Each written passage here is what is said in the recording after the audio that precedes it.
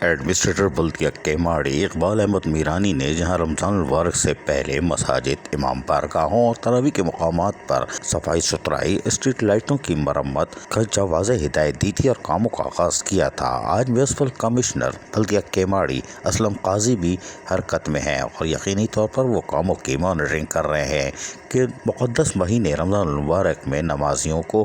مساجد، امام بارگاہوں میں آنے جانے کی جہاں سہولت میسر آئے، وہیں پر تراویح کے مقامات پر مذہبی رسومات احسن طریقے سے ادا کر سکے، اور یہی وجہ تھی کہ میونسپل کمشنر اسلم قاضی نے امام بارگاہوں کے اطراف روشنی کی فراہمی کے لیے جہاں لائٹس اور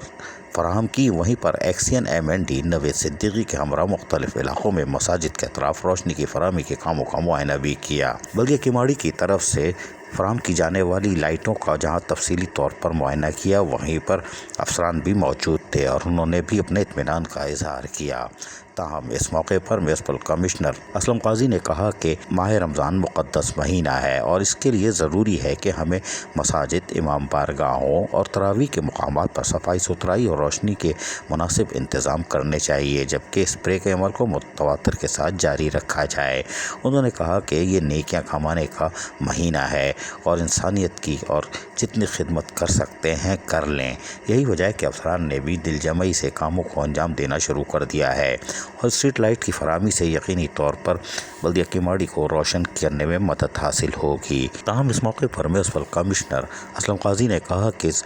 روٹین کے مطابق صفائی ستھرائی اور اس کے ساتھ ساتھ لائٹوں کی تعمیر و مرمت کا کام بھی مساجد، امام بارگاہوں کی انتظامیہ سے مکمل مشاورت سے کیا جائے تاکہ وہ مطمئن رہیں۔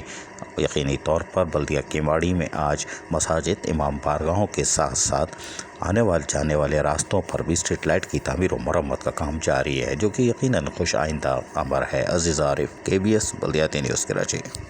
ایسی ہی خوبصورت ویڈیوز فیوچر میں حاصل کرنے کے لیے ریڈ بٹن پر کلک کر کے اور بیل آئیکن کو پریس کر کے ہم سب کے سبسکرائبر بننا مت بھولیے۔